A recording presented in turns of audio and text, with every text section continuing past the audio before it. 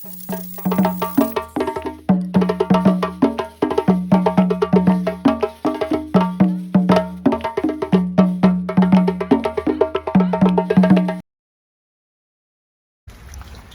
first tip as you dive into African spirituality is asking yourself, why do you even want to do it? Why do you want to connect with your ancestors? What is the purpose? What are you getting out of it?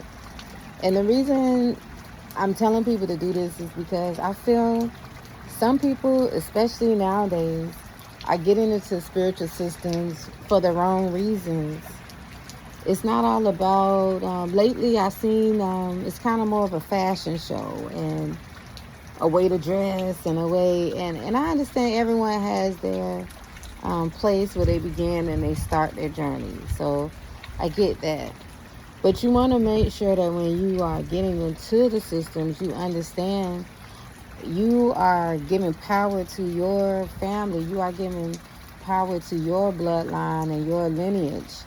It's a powerful thing. I believe it's magic. It's spells that's on, especially darker skinned people, melanated people.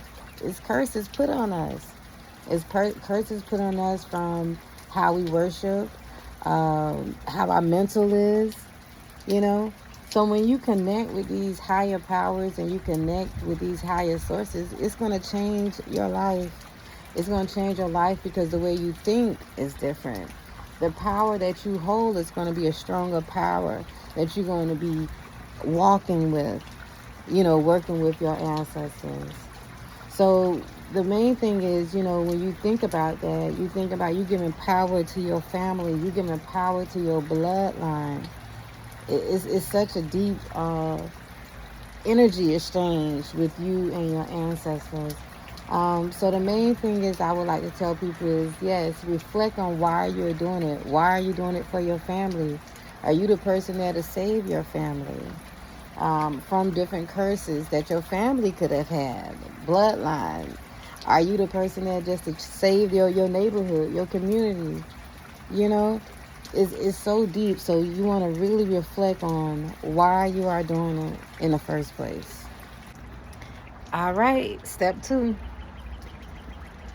You have to make sure you know how to connect with spirit yourself using your own Ori.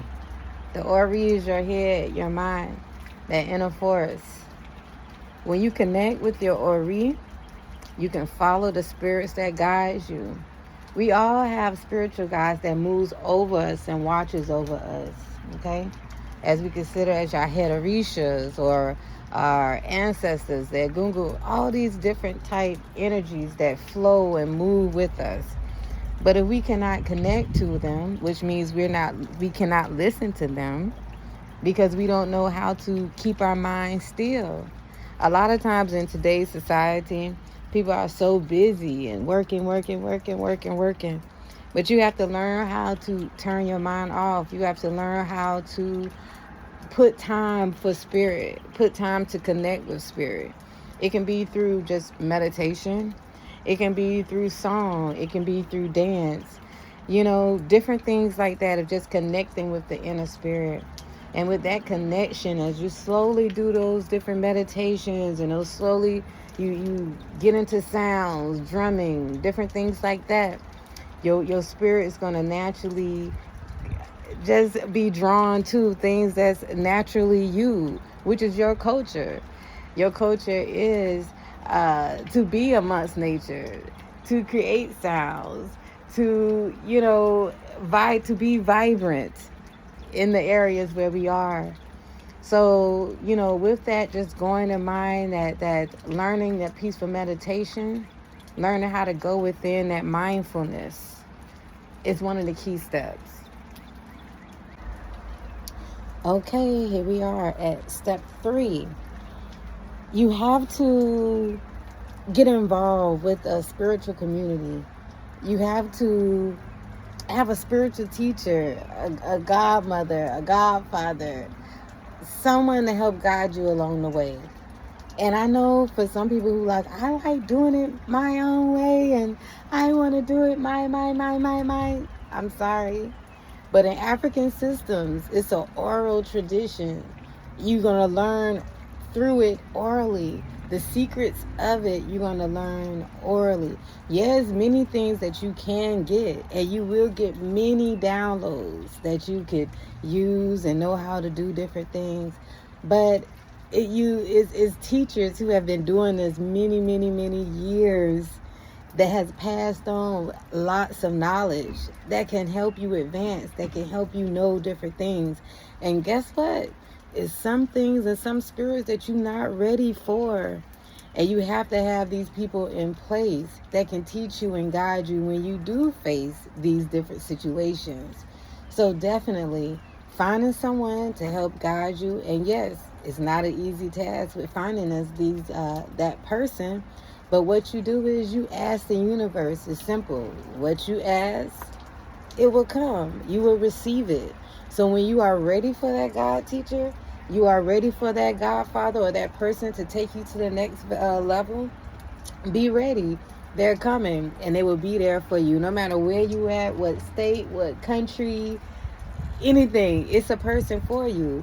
And even nowadays you can connect with people online and all of those different things. But yes, it's nothing like that hands-on, one-on-one learning that you have to get to really advance in African spirituality systems.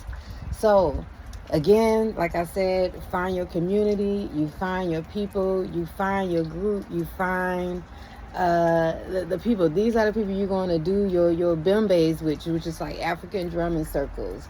These are the people who you connect with. If you have a question about a different orishas, you have a question about different setups. When you have people who, if everybody in the group has, let's say, a Eshu or something like that, they know what to do. They can give you different rituals, especially when you first getting started.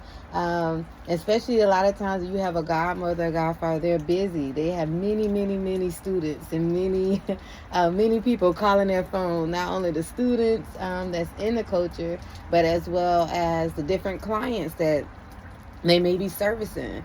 So with that in mind, having a group of peers that maybe just one step or a couple of steps ahead of you in the culture is a good way for you to learn. And, like I said, African spirituality is all about networking, oral traditions. You're not going to find everything in a book.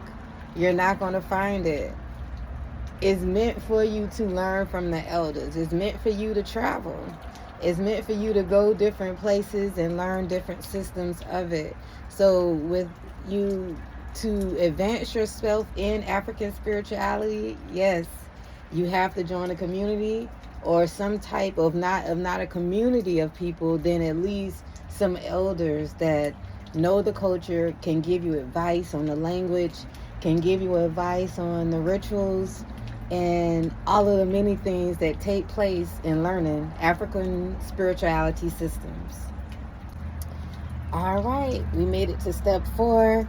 And my last step and the final tip I would like to give is take your time. Do not rush it.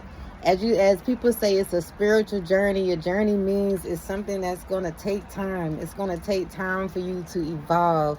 Don't go rushing into doing just too much. Just let it flow. A lot of times, sometimes people get confused because they start reading just different systems, and they're getting confused because it's just not flowing together because they're all over the place. Make sure you take your time, take the steps, don't rush it. It's going to flow. Follow your spirit and just let it go with how it's going to go. It's, everyone has a destiny. As we say, in our culture, you pick your destiny. You pick your destiny before you came here. So it's no rushing it. Just take your time, follow your connect with your spirit guides, learn from people who can teach you, and let it flow. Ashe, Adupe for watching. Adupe.